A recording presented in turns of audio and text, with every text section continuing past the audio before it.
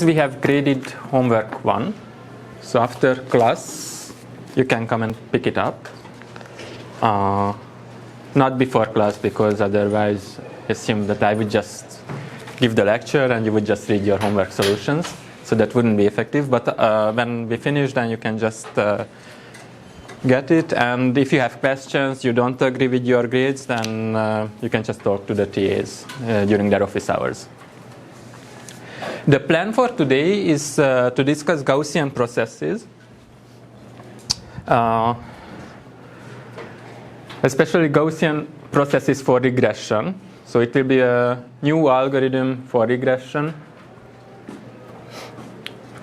And we will follow the treatment of this book. So if you go to this website, then actually you can download the PDF of this book. And we will just discuss, I think, chapter 1 or chapter 2. Today there will be lots of derivations. And I'm just wondering if you printed out the slides. Because if you print out the slides, then it would be just easier for you to make some notes. But I will try to be slow. And it's my request to make me slow, so ask questions whenever you get lost. Some of the formulas will be quite complicated, so it's a warning, and you have to pay attention. The main ideas are very simple, but the calculations, the details of the calculations will be complicated. And there will be some calculations where it will be just your homework to verify those calculations. Otherwise, it would take like 3 lectures to finish all the details. Okay, so the plan is that we discuss what kind of regression problems we exactly want to solve today. And it turns out that to handle these kind of regression problems, we will need to know some properties of multivariate Gaussian distributions. So we will discuss some properties of multivariate Gaussian distributions. And we will also need some properties of ridge regression. So we will discuss ridge regression as well. And then we will start discussing Gaussian processes for regression. And there will be 2 different ways to introduce Gaussian processes for regression. One of them is called so-called weight space view, which is nothing else, just the Bayesian ridge regression plus kernel trick. So it's a kernelized Bayesian ridge regression. That's what we are going to discuss. And in the slides and in the book, you can see another introduction to Gaussian, other ways of introducing Gaussian processes, which is the so-called function space view. We are not going to discuss this, but the slides are there, and if you look at the slides and you have questions, then we can chat more about that. So today we are going to discuss Bayesian ridge regression with kernel trick, and oh, sure. And then this will lead to Gaussian processes. Can you see it well? I don't know how strong the projector is. Okay.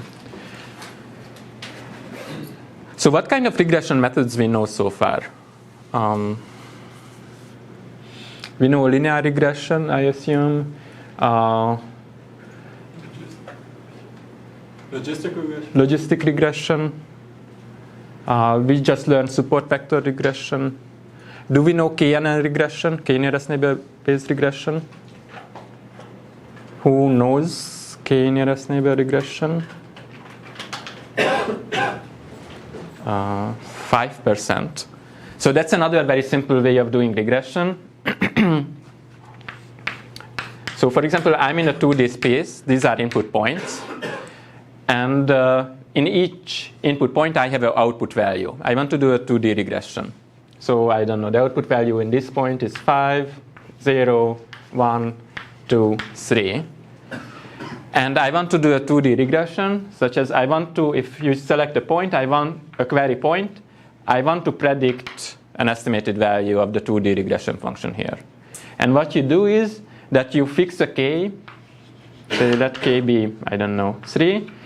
You calculate the 3 nearest neighbors to this query point, and you average the output values.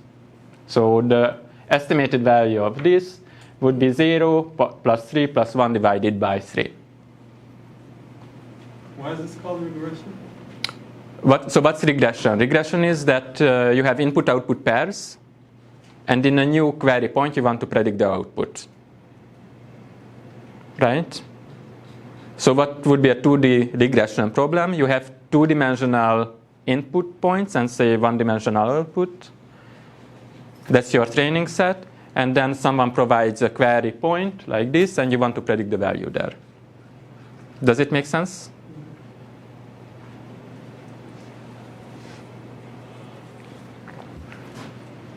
Right, so in regression, generally you have some input points, some output values.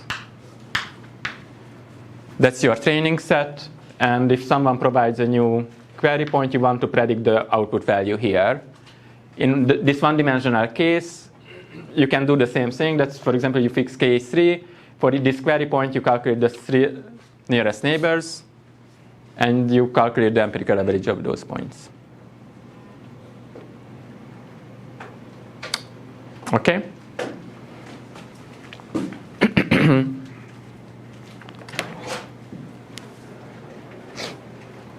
So all these regression methods that we know, they give us a point estimate. In that sense that, like in this case, these are the input-output pairs. You have a query point, and the algorithm would say that I think in this query point, the function value is this expression. Or here, I would say in this point, the function value is 0 plus 3 plus 1 divided by 3. What we want to do is we want to design a regression methods that would give you a confidence as well, where the algorithm would say that I think with this probability the output value is this. With this probability the output value is this. So instead of just predicting a value, we want to predict a distribution. Okay, because that would be more meaningful quite often, right? That instead of just saying the output value is 0.2, I would predict a distribution for the output values. But these algorithms that we learned so far, they cannot do this. Okay, so ideally we would like something like this, that you have input-output pairs. So this is a one-dimensional regression, input-output pairs. And in any query point, I would like to also predict a confidence interval for the points where I would say that with 95% probability, I think the values are between this region. But don't you have the confidence interval theory for linear regression? So what would be that? So you assume that the errors are normally independent normally distributed random variables in the least square estimate, in least square regression, right? You don't do that? So what's your model again? It's the linear regression, right? Sure. So y equals, what is it, the constant plus x times beta plus an error term epsilon, right? So you assume that epsilons are independent. So how? And then you can. But how x and y generated? So just because you have a noise model for the probability model for your noise, Yes. It doesn't mean you will have a probability model in every query point x. Right? So in a query point x, I want to predict a distribution for the output values. Okay. You have a noise model for Right. Gaussian noise model. On the feature space? Yeah, so we need a model for all x, y's to answer this question. Okay. Good point. Okay, does it make sense what we want? So in each query point x, we want to predict a confidence interval as well. Just a confidence interval, will that tell you exactly if I give you a point? If I give you a pair of input and possible output, will you give me what's the probability that it's correct? Mm-hmm. Right, so if you give me a query point here, then I would say that my prediction would be a Gaussian distribution with some mean value and with some covariance.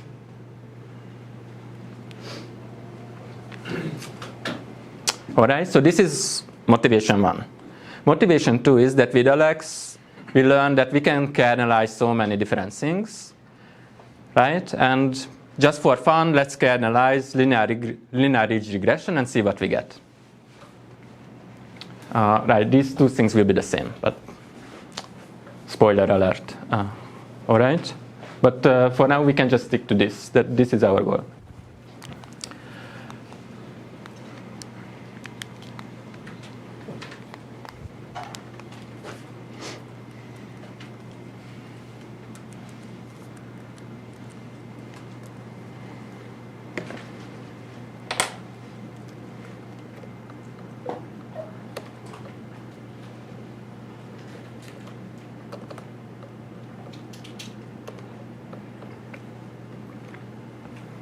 Okay, so we will try to answer these 3 different questions. That you have some input-output pairs, and the algorithm will say that, the algorithm would say that I think this is where the most probable regression function is, say this function. So that's one thing. So I want to predict the most probable regression function. The other thing you want to do, that you want to be able to sample from the possible regression functions, right? So the algorithm wouldn't just say that, hey, this is for sure the true regression function. It would give a probability distribution of the possible regression functions, and you would like to be able to sample from those sets, like this red, green, blue regression functions. They all look like possible regression functions with different probabilities, but you would like to be able to sample from these sets. Does this assume there is no noise at observations? Oh, here, right. So in this case, I assume that there's no noise in the observations, but we could generalize this to the case where you assume that there's noise in the observations as well. Good point. Okay, then what you would see that there would be some error bounds here too. Are you sampling possible points or possible functions? I will sample possible regression functions. Okay, but you can also ask that here is a query point x prime. Please tell me the possible values with confidence in x prime. Are these goals clear? Who lost me already? Okay, so it seems everyone is following so far. Okay, so these are our goals. So we want to derive a regression methods that can provide some confidence intervals for us. And in particular, what we will do is that in each query point, the algorithm will predict the Gaussian distribution with some mean value and variance, and that will be the output of the algorithm. So to be able to do this regression that we want, we need to know some properties of the multivariate Gaussian distributions. So let's discuss Gaussian distributions for a few minutes. So I hope everyone knows this is the one-dimensional Gaussian distribution, the density function of one-dimensional Gaussian distribution. It has 2 parameters, mean and variance. And this could be generalized to d-dimensional vector spaces. So this is a density function of a d-dimensional Gaussian distribution. In this case, the Gaussian distribution is 2-dimensional. It has a mean vector parameter and the covariance matrix sigma. And this is the density function, where this absolute value denotes the determinant. Everyone knows that, right?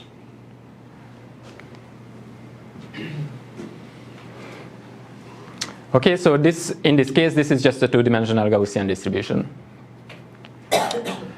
And the covariance matrix is always symmetric and positive semi-definite. That is, for every x vector, x transpose sigma x is non-negative. Okay, so this is just a case of a 2-dimensional Gaussian distribution with mean vector 0 and covariance matrix 1, 0.8, 0.81. So what it shows is that there's a high correlation between the two dimensions, say x and y. And that's why you can see that this distribution is aligned like this. Sometimes we always illustrate two-dimensional Gaussian densities with these level sets. So with the same Gaussian distribution, these would be the level sets. And you can see that there's high correlation between the two dimensions. The correlation is 0.8.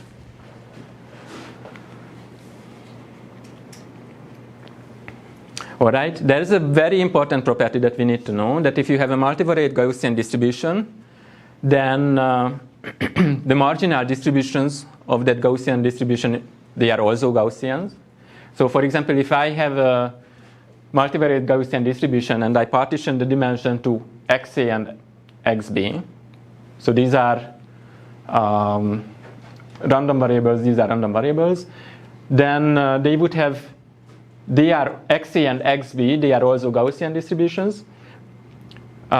They have mean values mu a and mu b. The original mean vector was mu. And I can partition the covariance matrix sigma, the original covariance matrix, to this way, that's sigma a, sigma ab, and so on, sigma bb. And the marginal distribution of xa random variable will be just a Gaussian distribution with mean vector mu a and covariance matrix sigma a. Okay, that's trivial so far. So if we have a two-dimensional Gaussian distribution, then the marginals just means if you project, so these are sample points from a Gaussian distribution. If you project all these points to one dimension, then the projected points would be Gaussians. Similarly, if you project all these points to the other dimension, they would be Gaussians as well with these parameters. All right, so that was easy. So marginalization is just means you project the points. The other interesting property of Gaussian distributions is that the conditional distributions are Gaussians as well. So it means that instead of projecting all the points to one dimension, if I fix, say, a point here, and I just get this slice, that slice would have Gaussian distribution as well. Okay? And this is where the calculation gets tricky.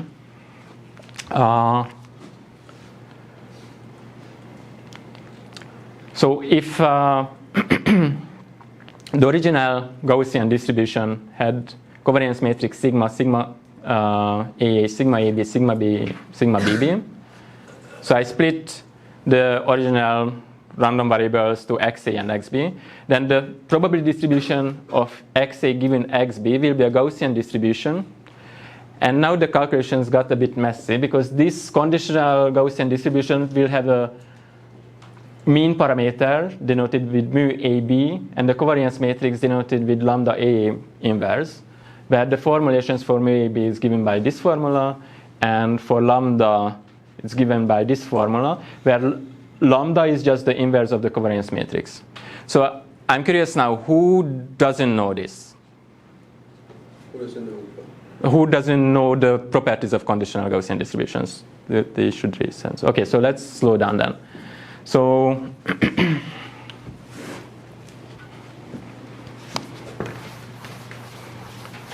we will use these a lot today. So I have a covariance matrix sigma, which is sigma AA, sigma AB, sigma BA, sigma BB. Okay, this is a covariance matrix of a Gaussian variable, random variable x, which is just, say, xa and xb together. And I want to calculate the conditional distribution of xa given xb. I claim that this xa given xb, that's a Gaussian distribution.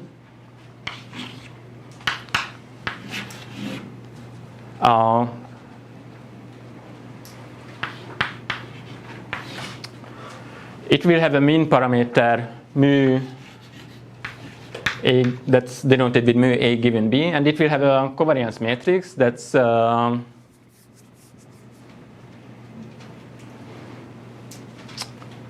In this case, it's denoted with lambda A inverse. And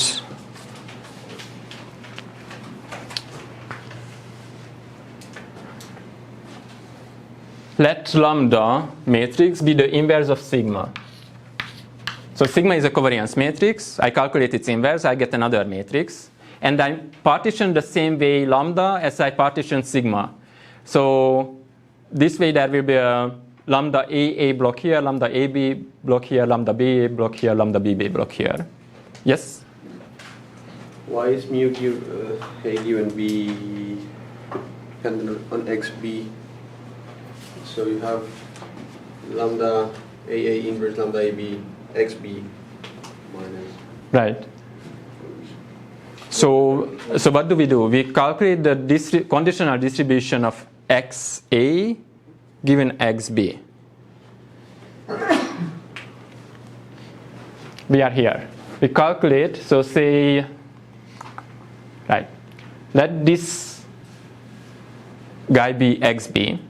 This is, say, XA in the previous example. And I want to calculate the conditional distribution of this Gaussian distribution given XB. So what's the conditional distribution of XA given XB? That will be the distribution of this. So that distribution has to depend on XB, right? Okay?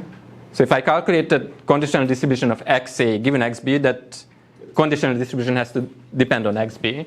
And it just turns out this is how it depends on XB, that the mean will be shifted to this value from mu A, that will be the new mean value. Yes? What does it mean to have a normal of XA given mu AB? So you have a joint Gaussian distribution, XA and XB. XA and XB, they are two random variables, jointly they are Gaussian. That's clear so far, right?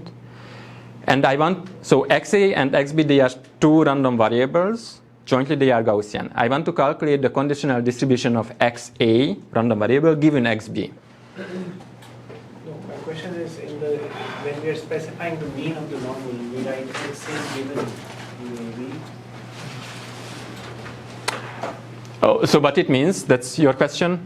Yeah. So okay, so this is a density function of a Gaussian at a place XA with mean parameter this and covariance this.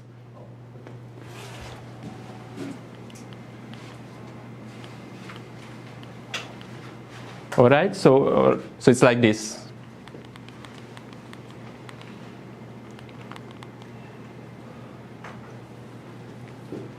Okay, so it turns out that the mean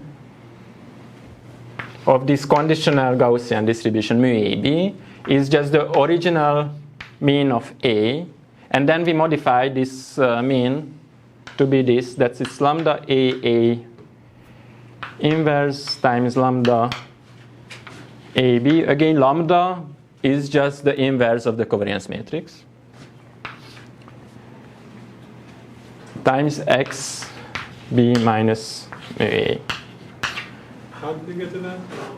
So the calculation of this would be like, I don't know, 10 minutes of calculation. So you have to believe me here. Or it's better if you check yourself. But the proofs are really in every statistics book, Wikipedia, so you can find it. Yep. Is XB minus mu B or mu A? It's XB minus mu A, I believe. Where does mu B come in? I think it should be mu B. You might be right, so let me think. So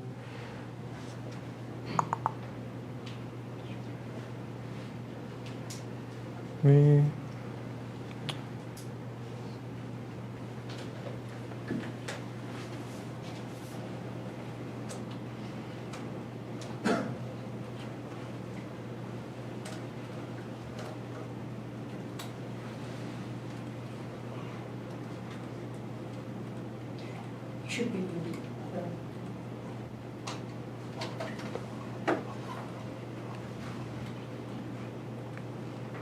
Wherever XB occurs, it must be centered with respect to mu B, right? So make sense that So actually, a simple way to check is if I partition a joint Gaussian into two components, Yep. that each component have different dimensions, then xb and mu a are in different. Oh, you are right. Yep. Right. Yeah, that's a good point. So that might be mu b, and then I believe this is mu b too.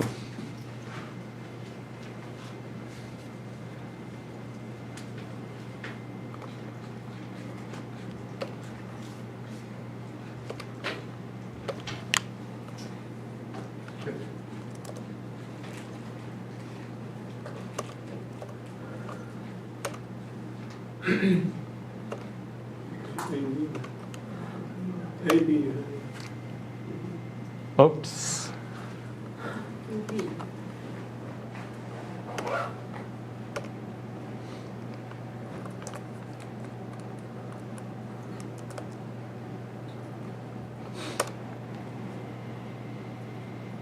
Okay.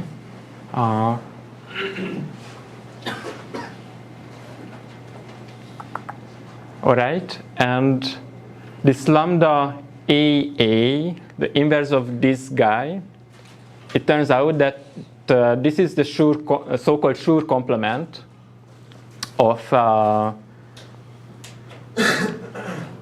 this covariance matrix sigma, so this Schur complement of this matrix sigma BB in this covariance matrix sigma. Who doesn't know what Schur complement is?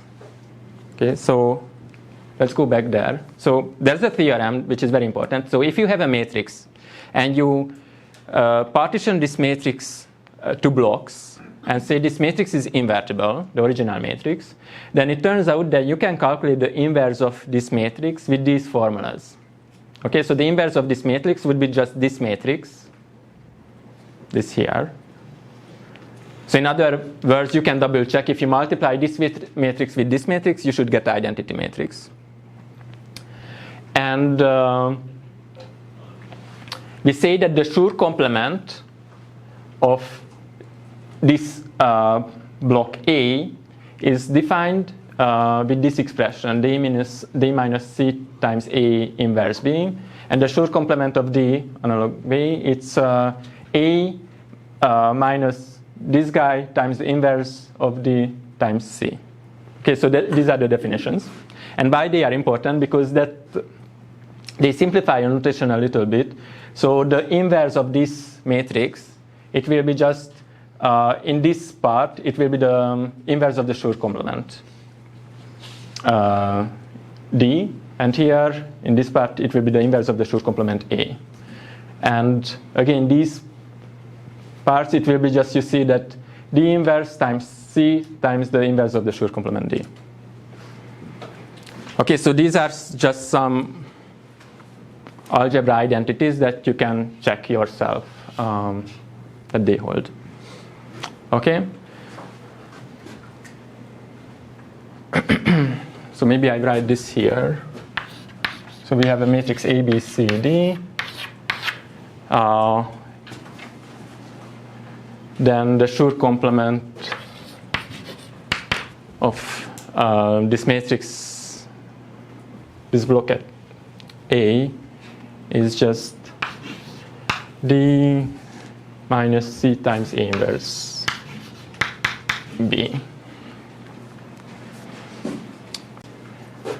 All right, so what's important for us here is that the new covariance matrix of this conditional distribution is just the Schur complement of this guy in the original covariance matrix.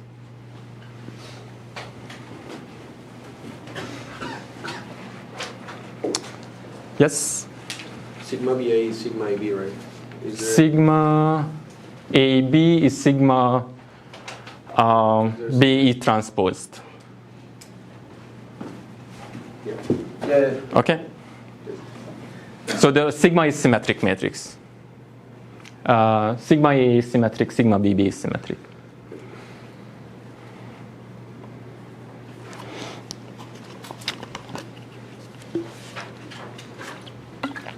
All right, so everyone is friends now with Schur complement and conditional distributions of Gaussians.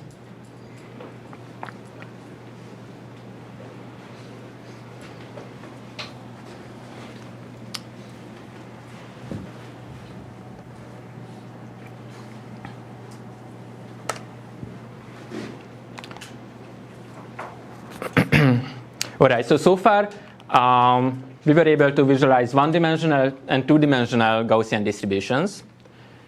If I want to visualize higher dimensional distributions, then I'm in a trouble. So I don't know how to do that. But one thing I can do that, for example, if I want to visualize an 8-dimensional Gaussian distribution, then at least I can do this, that here are dimension 1, dimension 2, dimension 3, dimension 8, and I can show the mean of those the marginal Gaussians and the variance of those marginal Gaussians. What I cannot show to you this way is what's the covariance between these marginal distributions, right?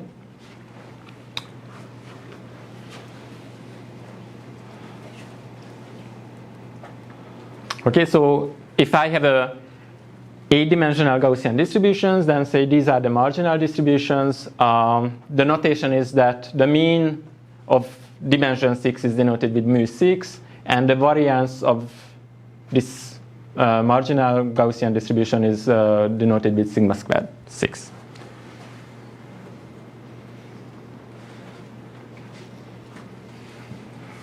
All right. So in this case, I indexed this Gaussian distribution with 8 integers, right? So each integer was a Gaussian distribution.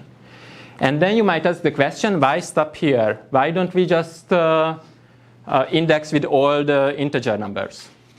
I mean, we have a certain dimension. Yeah, so I want to generalize the Gaussian concept from fixed finite dimensions to other dimensions, or so you want to visualize it. So I want to visualize, and I cannot do that in 8 dimension. And now I want to generalize Gaussian distributions from fixed 8 or finite dimensions to larger index domains. Does it make sense? So for example, I'm wondering if there would be a way to generalize Gaussian distributions from fixed finite dimensions to all integers as index set.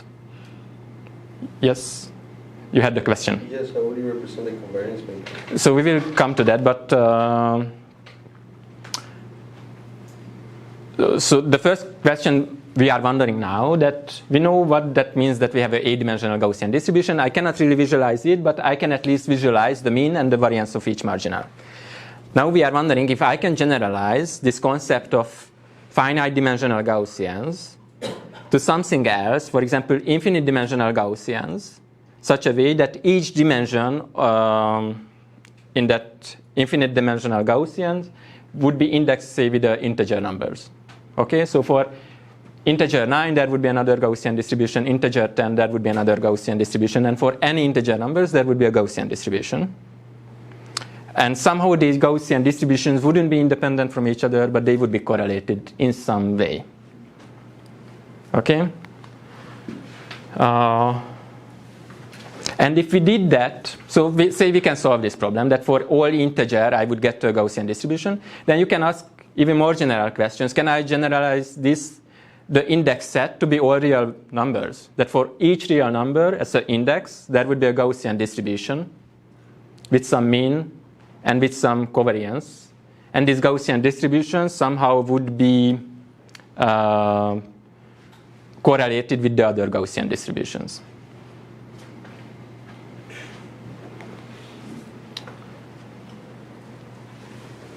All right, so it turns out if we do that, so if there's a way to do that, then the mean of these Gaussian distributions in each dimension, so for example, if the index set is all the real numbers, then the mean of these Gaussian distributions in each, that would be just a function, where the domain of that function is the index set. Okay, so in this case, just imagine that in each real number index, there's defined a Gaussian distribution, one-dimensional Gaussian distribution, with some mean vector and some variance. where's the variance here? So for each marginal would have a variance. I didn't talk about covariances yet. So it's two-dimensional function here? This is a one-dimensional function. This is the domain of the function. These are the outputs. But where's the variance? Variance of what? It's a function from R to R2. Right, so it's a R to R function. So your question is variance of what? The Gaussian, so you have here... But which Gaussian? Like, you have a dot, and then you need to give me also the mean and also the variance. So the mean, so the index set will be all the real numbers. For index x, the mean of the Gaussian will be, say, mu x. The variance of that Gaussian will be sigma squared x. So for in each location x, I can define a Gaussian distribution. Okay? So you draw a continuous function there. What makes us to think that it should be continuous? Or do we make any regularity conditions on this? Right, so if I just do that for in each x, there would be a Gaussian distribution. It wouldn't be continuous. But what we will do, that with we want that Gaussian distributions, indexes that are closer to each other, I want their correlation to be higher. So if there's two index close to each other, I want their mean to be close to each other and their variance to be close to each other, and this way you can define smooth functions as well. So what we are going to do, that we will, for each index x and y, I also want to define their correlation or covariance, and we will define a correlation or covariance function k x y. Yep. You don't want like correlations between more? So it will be covariance between, for any x and y, I want to define. For example, x1, x2, x3, xn, the correlation between. Okay, so we will come to that point. 1 second. Yes. Another question, that following what you said, then you're going to require that the limit of when x and the distance between x and y goes to infinity, then k is going to 0 as well. So because they're, or not really. That doesn't matter to me. I just want when the indexes are close to each other, then the means are close and the correlation between them, that's increasing. Does this have any relation to the random walk? So where you have the increments, you have... So you can think of... so the increments are Gaussian distribution. That, sure. So yes. When you move from the discrete case to the continuous case, there's a like a kind of intuitions. Like in the discrete case, we know it is dimensions. So in the real line setting, we can do this. Of course, we can do the same thing here, but it's just what does it mean of having a dimension? So so the dimension will be infinity in this case. So when you add more and more dimensions, right, it's increasing. And when the index set is the integer numbers, we have countable many dimensions. When the index set is the real numbers, we have uncountable many dimensions for that Gaussian distribution. So that means you have a mapping from Z to R, and then you actually, because I'm still thinking in terms of infinite dimensions, it is still Z, not R yet. No, it is R. So I'm changed, right? So index set can be either Z, or it could be more general. The index set could be R. When the index set is Z, then the dimensions are infinite, but countable many infinite, right? Okay. When the index set is R, this is infinite, but uncountably infinite, the number of dimensions. Okay. So now we are talking about Gaussian distributions whose dimensions are, so in case of R, when the index set is R, the dimension is uncountably infinite. And what we need for this is we need to define a mu function that for each x, that would be the mean of the Gaussians. I also want to define the correlation between any two Gaussian distributions. So if between the covariance between Gaussians at index x and index y will be defined with this kxy function.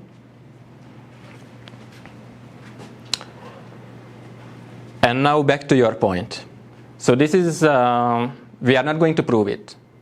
But it turns out that just defining these two functions, it's enough to define Gaussian distribution, or a so-called Gaussian process, which has this property that if you fix any finite number of dimensions, jointly they will be Gaussians.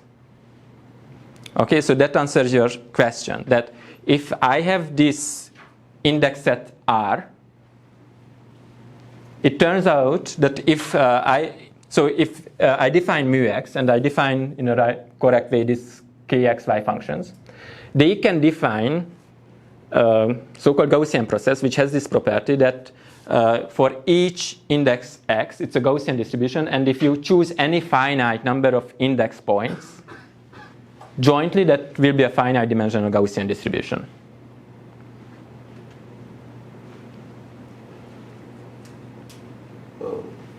That's Kolmogorov-Tuche, something like that. Some extension. So it's it's the extension of that Kolmogorov theorem. Are there any constraints on K for that? Good point. So let's see. So what kind of constraints we want on K?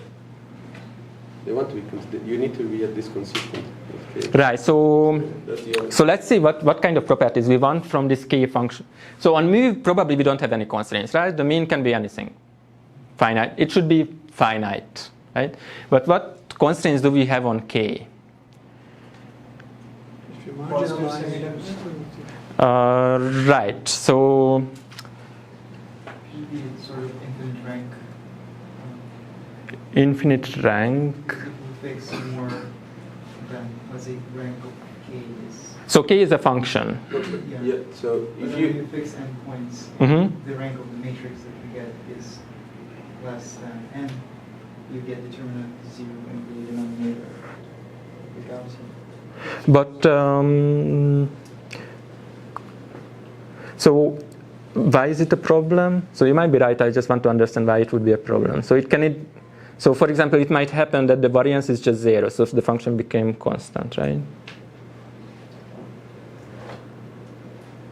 But I've heard something about positive semi-definites. Points and the matrix generated. Right. So for example, what is kxx? That's the variance of the Gaussian when I fix the index to be x. So this kxx has to be non-negative for sure, right? Because that's the variance of that. it needs to be sigma squared. Right? It needs to be It's sigma squared, exactly. Sigma x squared. It has to be symmetric as well, because kxy should be the same as kyx. And if you can get the joint distribution of x and y just by looking at kx, right? And then you also want to know that if you take the joint and you marginalize x, then you get again kx. Is that trivial? So once again, So if you can build sigma xy as kxx, kyy. so sigma x. Sure, but so let's forget sigma for now. So I just fixed mu x and I fixed kxy. So the question is what kind of property.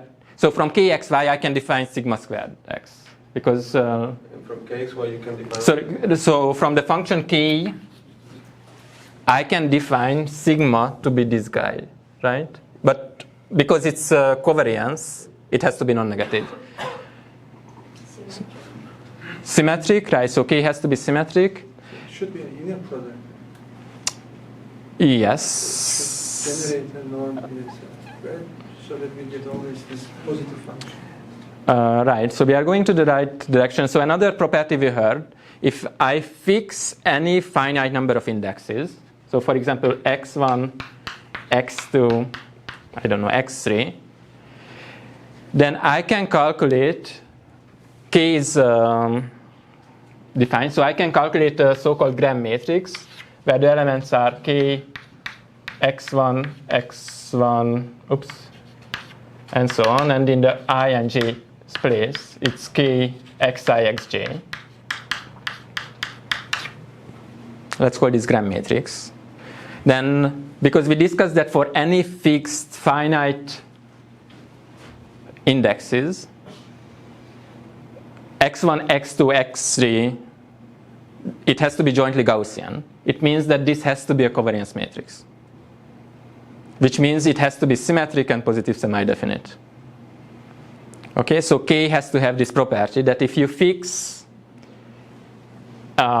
any finite indexes and you calculate this gram matrix from those finite indexes, then K has to be positive semi-definite.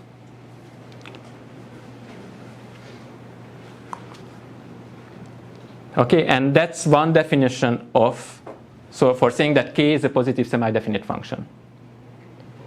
And if you remember Alex, he had another definition of being positive semi-definite function. Do you remember that? Versus theorem? Yeah, so how was that? So for any function, the f over any x and y in say some dimension, and the two-dimensional integral is always greater than or equal to 0. Right, so for any function f, fx, fy, yeah, the dx dy. This has to be non-negative, right? If I integrate this with respect to x and y. Okay, so it turns out that these two definitions are equivalent actually. That K is symmetric, and for any function f, this integral is non-negative. It turns out it's the same as what we just said, that for any fixed finite number of indexes, this gram matrix has to be positive semi-definite.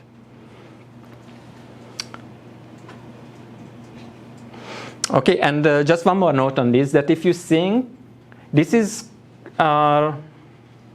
if the gram matrix is say capital K, and then it's very similar to this, that say F transpose KF is non-negative for K gram matrices, right? So this kind of the same thing.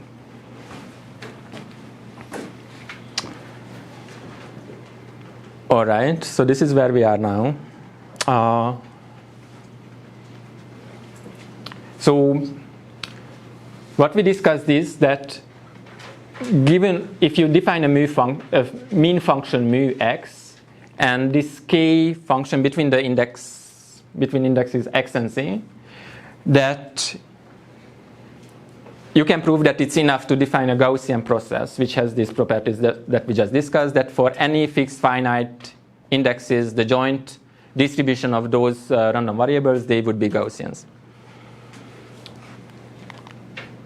And you could even be more ridiculous, that the index set, instead of being R, it could be finite dimensional vectors. So for in this case, the index set is R2. And then you can define surfaces this way.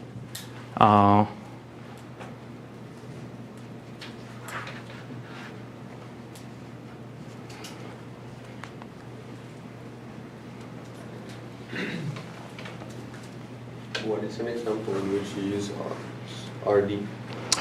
Or because RD and R have the same size. Is there any case in which you use R to the R?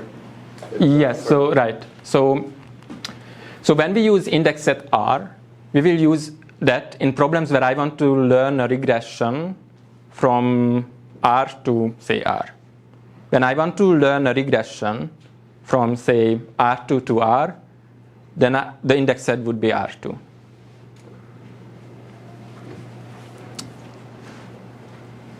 Okay, so what we have now, we discussed infinite dimensional Gaussian distributions. Let's just call them processes. Okay, so we discussed Gaussian processes which have this property that, like just from Gaussian distribution, you can sample from Gaussian processes as well. And in this case, if you sample from a Gaussian process, the sample would be a function, right? So for each marginal, you would have a Gaussian row with some mean and with some variance, and these Gaussians will be all correlated. But because the index set in this case is R, if you sample from this Gaussian process, then in effect what you do, that you sample from a space of distributions. Okay, if the index set is R2, then you sample from the space of surfaces. And what we want to do is that in machine learning, that we will have a training set of input-output pairs. And we want to learn a Gaussian process that's somehow compatible with the training set. So that when you sample, that for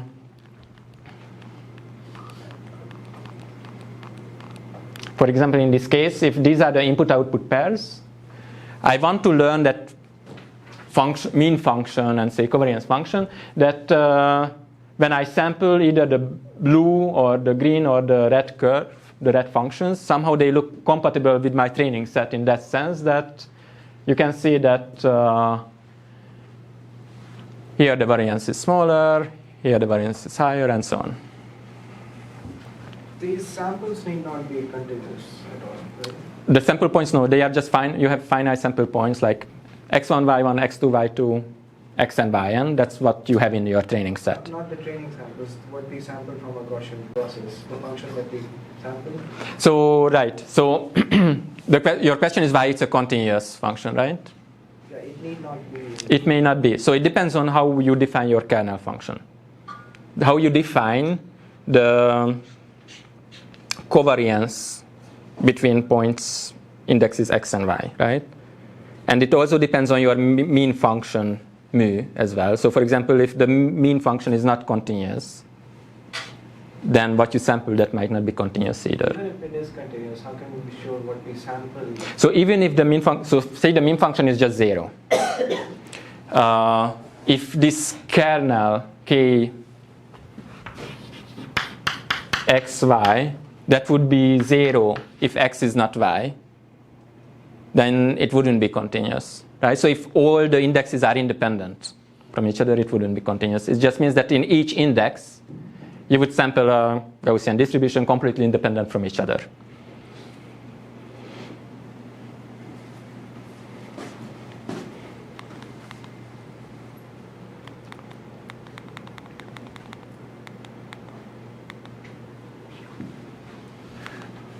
All right, and sometimes in the literature you can even see more ridiculous index sets. So sometimes the index sets could be graphs or strings.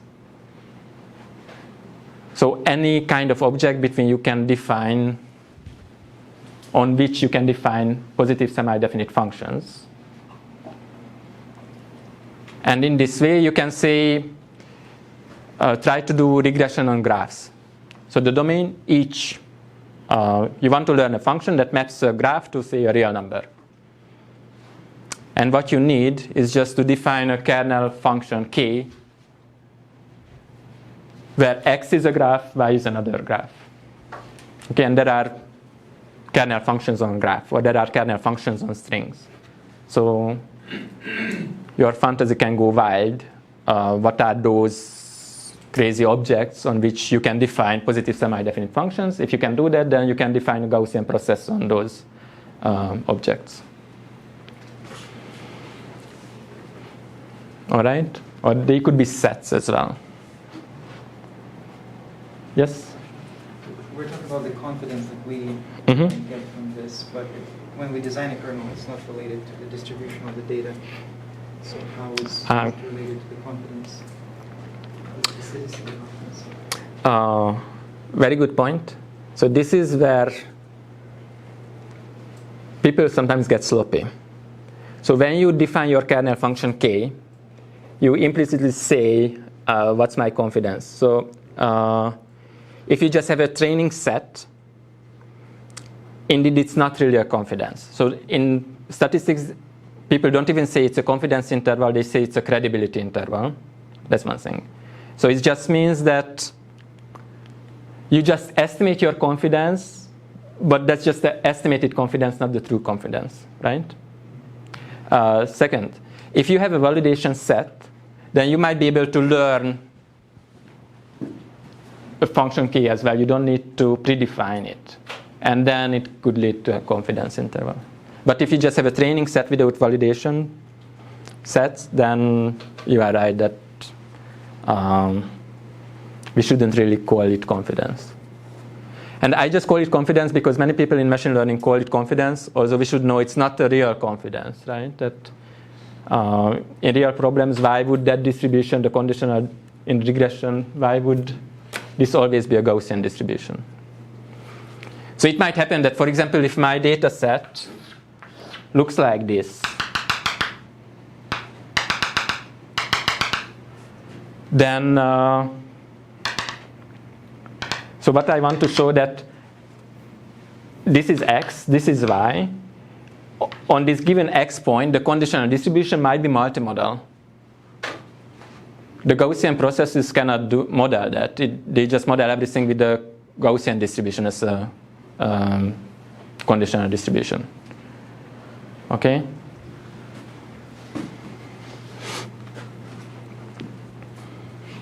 So I still will say it's confidence interval, also it's just an estimated confidence interval, and they might be bad. But in practice, they work well. Can't you have a mixture of Gaussian processes in such a case? Right, so then things would get crazy. So you could try to do something like that, and in non-parametric Bayesians, people try to study these things, but then the calculations will get complicated. So we will see that with Gaussian distributions, even in our case, the simplest case, the calculations will be quite complicated, but at least for everything there will be a closed formula. If you go to this direction of mixture of Gaussian processes, there will be no closed formula for calculating, say, posteriors.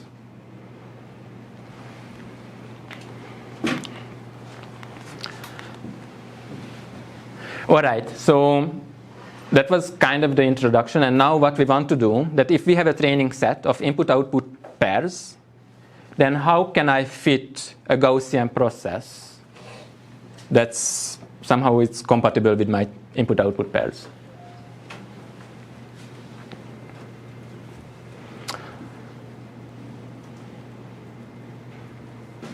Any questions so far?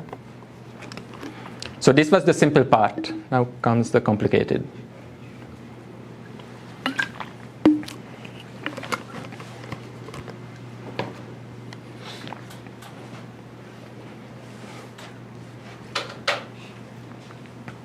So what we are going to do, that we assume that we have some, so we want to do regression, right? And we assume that we have some prior knowledge on the regression function. Then we get some data, and we want to update our belief on those functions, and we will get a posterior distribution. Okay, so we start with a prior distribution on the regression functions. So as we discussed, the Gaussian process can sample functions from that. So we have a prior Gaussian process. We get some data, input-output pairs, and we update our prior distribution to get the posterior distribution, and that we hope that that Gaussian, the posterior Gaussian distribution will better fit the data. Okay, so for example, in our case, the blue dots are the input-output pairs. And I want to fit a function, learn a regression function from these input-output pairs. And I start with some prior distribution, which was uniform distribution, and that's what I try to illustrate here, that these are the confidence intervals. And what we want is that after I observe these blue dots, I want to update my posterior distribution. So for example, if these were the input-output pairs, then I want the posterior distribution of the Gaussian process to look like something like this.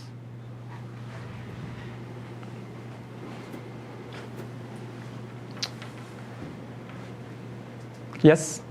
Do I really want to have zero variance at the sample? Very good point. So do I want it or don't I want it? In some cases you want, in some cases you don't. So it's your choice what kind of Gaussian process you want to learn. If you want to allow some variance here too, then you want that in the posterior distribution, these conditional variances shouldn't be zero.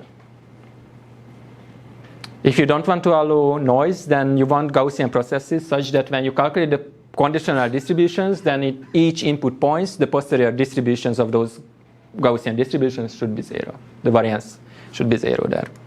What are these three colors present? Oh, these are just present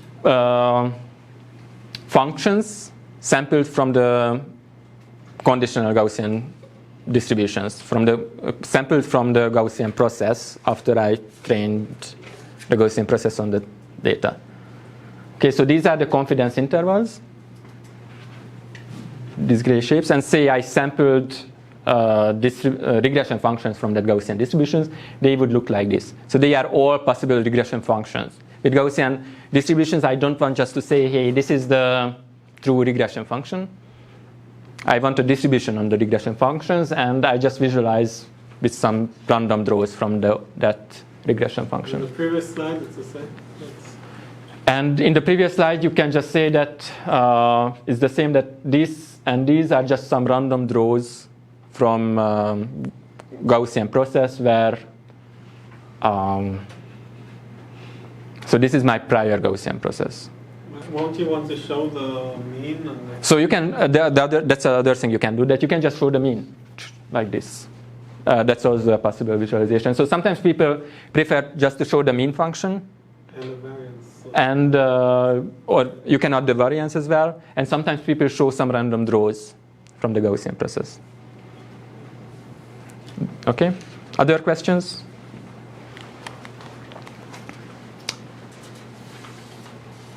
Okay, so for example, in this case, I show the mean and the variance. We don't have data, then we get some data. And I calculate the posterior distribution, the posterior Gaussian process, and that would look like this, that this is the mean, the blue function, and these are the confidence intervals. And you can see where we have more data points, then that the variance is getting smaller. Where we don't have data points, the variance is still big. There's no way to represent the covariance on like graphically, right? That's kind of being hidden. Graphically, how? Like you're showing the variance at every point? Yes, but exactly. So I don't know how to do that, because that would be a matrix where each x is a real number and each y is another real. It sort of encodes like the function should be like you shouldn't like randomly change values. It should be right.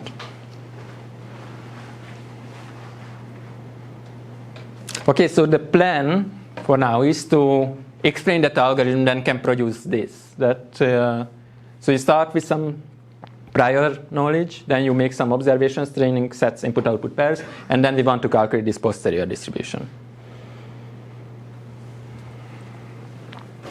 Is it clear what we want now?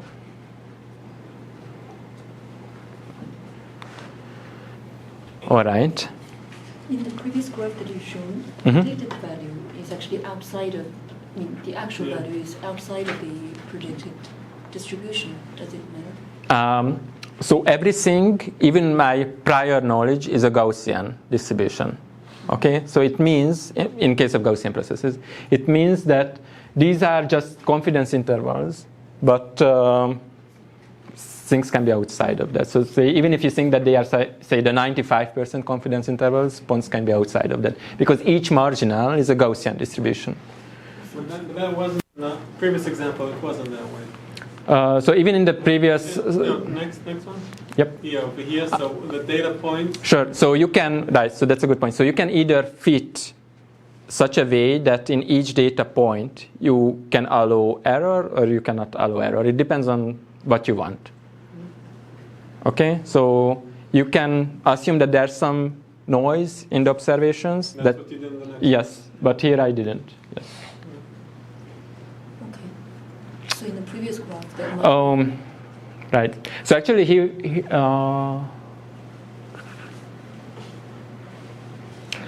okay, so these are two different things in that sense, that here I'm showing random draws from the Gaussian process, right? So that's one way of visualizing Gaussian process. In this, I'm not showing random draws from the Gaussian process. I'm showing the mean function of the Gaussian process and the confidence intervals.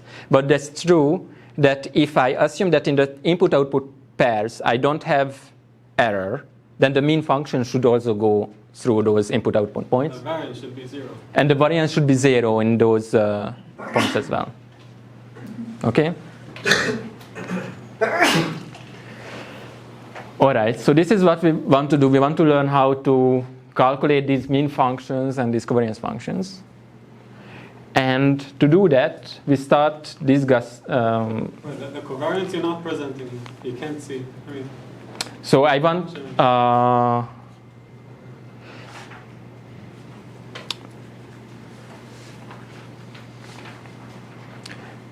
So in each index, there will be a Gaussian distribution. That Gaussian distribution will have a mean value and will have a covariance or variance. I want to get the formulas of that mean value and that variance. That's our goal. Okay? Other questions? Okay, and to do that,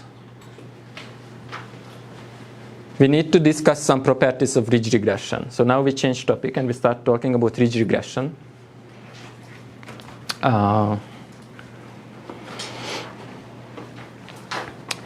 So this is the notation. We have a training set, D, x, y pairs. We have n pairs. And the linear regression, after some feature map on the input points x, will be defined like this, that it's an inner product between a w weight vector and the feature vector phi of x. And in linear regression, I just want to minimize this cost, this m is n, this cost function.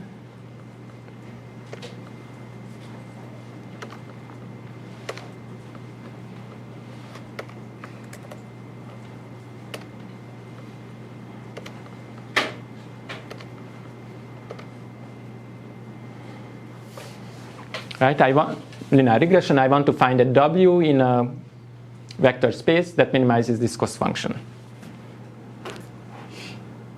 That's a linear regression.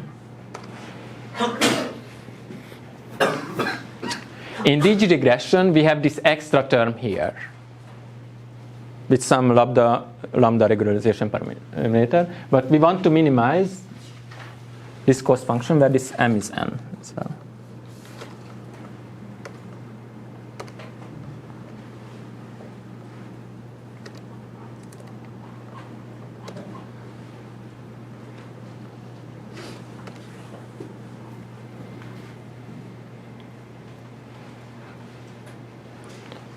All right, so this is the goal of ridge regression. So we will see later, but that will be the bottom line, that a Gaussian process regression is actually just a kernelized version of this ridge regression. So we will see that later.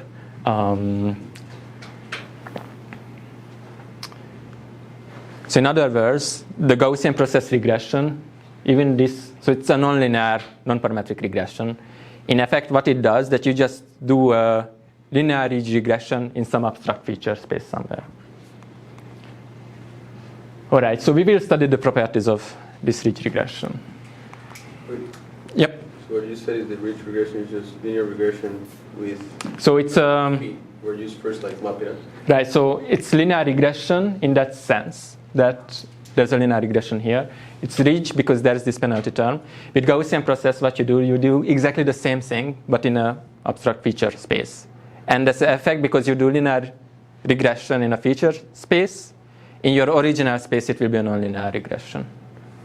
Similarly, like with support vector machine classification, you do. Oh, you want the thing to be smooth. That's why you're adding the lambda. Yes. Yep. So with support vector machine classification, it's again just you are doing linear classification, right? But you do that in a feature space, and in effect, it will be a nonlinear classification in your original space. Okay, so notations. These are training set. I create X capital D times N design matrix. So these are just all my input feature vectors, all the capital D dimensional feature vectors, and Y are the outputs. And our goal is in regression to learn a map that maps Xi to Yi. Okay, and we will just do that with linear ridge regression. Okay, so our regression model is this very simple linear function. F of x is x transpose W. And in this case now, we assume that in each observation, there might be noise. So this is a noisy observation case. So y is just f of x plus some epsilon. If you don't want to allow noise, then this sigma should be 0.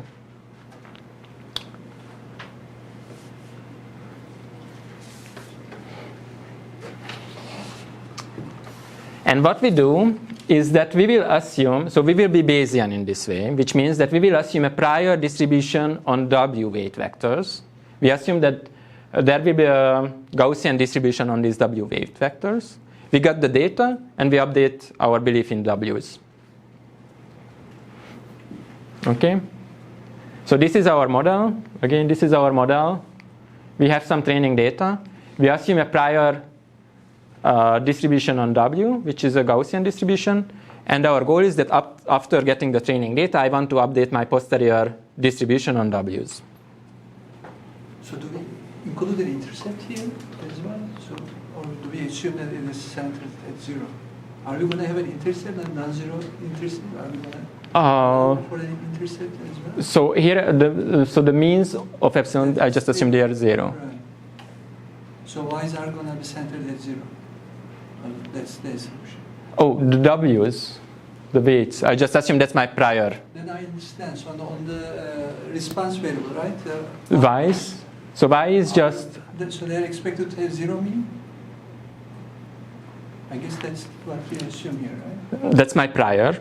I calculate the posterior distributions, and then we will see that the posterior distribution won't be centered around 0. Okay, but I can start with any kind of prior distribution, right, on W. You can change it to anything you want, but I will calculate the posterior distribution. Okay?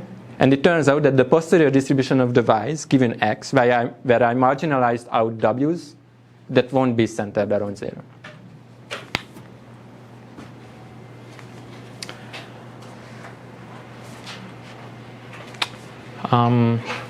So because we only have 5 minutes left, and there will be lots of long calculations, so we continue from here next time. What I would like you to do, to save some time, I would like you to print out the PDF slides, look at it at home carefully, so then hopefully next time we can go through quickly. Because we still have, I think, like 30 minutes to finish these calculations, and then we will start our new topic. All right, so I just finish here for now. And if you have questions, I'm happy to answer it. All right? What is the next topic after this? So we will finish Gaussian processes, and then we will start discussing, the new topic will be latent variable models, and we will discuss independent component analysis, and then manifold learning.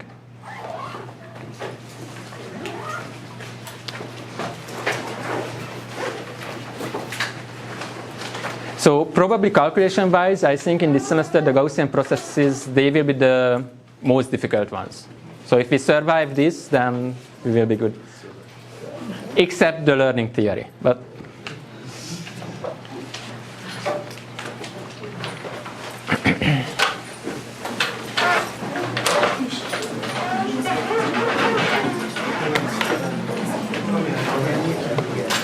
oh, homework, please pick them up.